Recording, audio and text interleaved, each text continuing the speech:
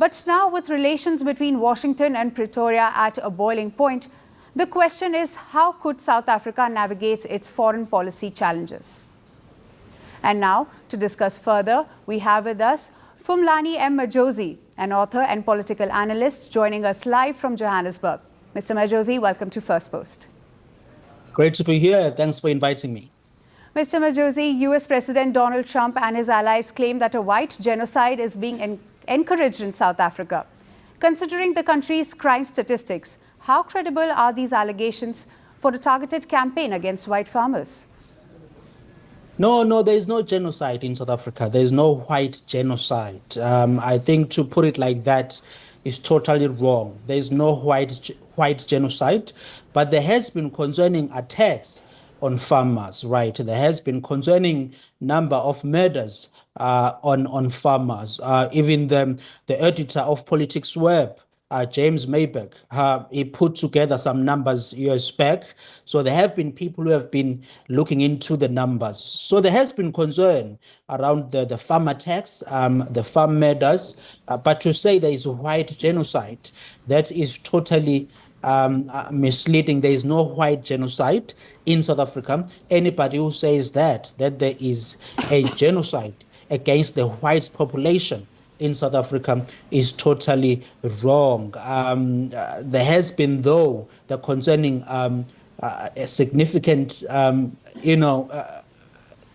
numbers that are a significant issue around the farm matters. And I must say here that it's very important to point out that amongst the things that have been concerning is that there has been very much a very disturbing rhetoric 30 years into our democracy.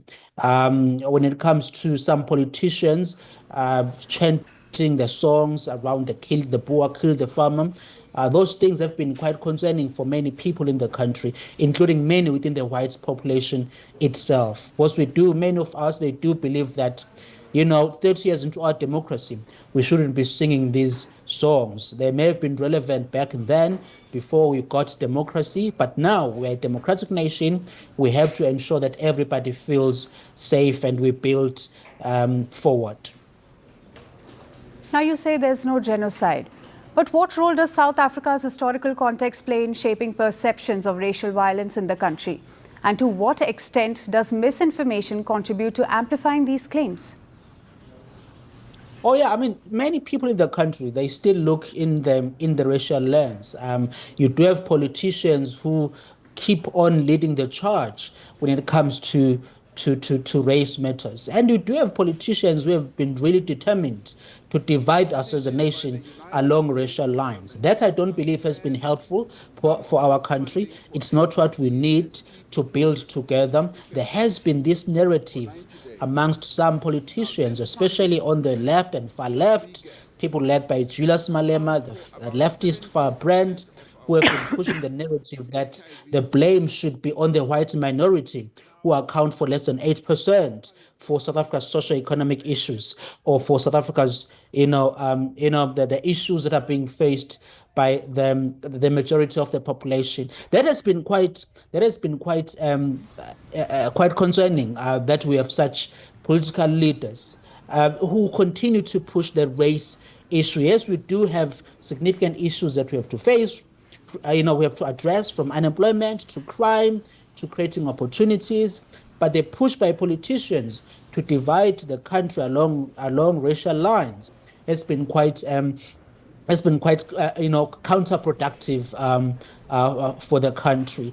And in terms of misinformation, of course, misinformation in the age of digital media, social media, that has been concerning, and it can cause some damage in the country and to societies at large. So that has been quite disturbing as well.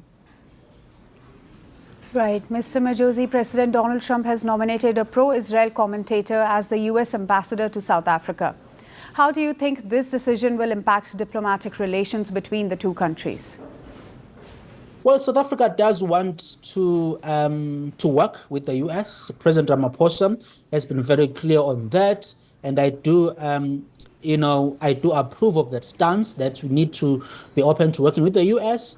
President Ramaphosa has said he is willing to get into a trade discussion or a trade deal with President Donald Trump's administration. I think that is positive. I do hope that the new ambassador will be a person also will want to strengthen relations with South Africa. Of course, there are differences right now that are very significant between the two countries.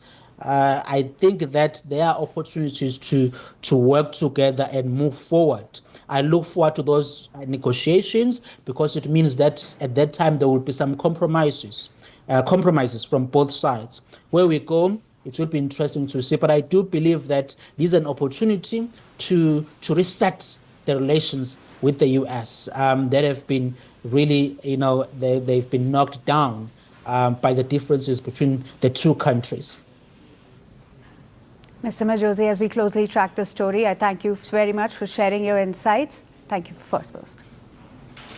Thank you.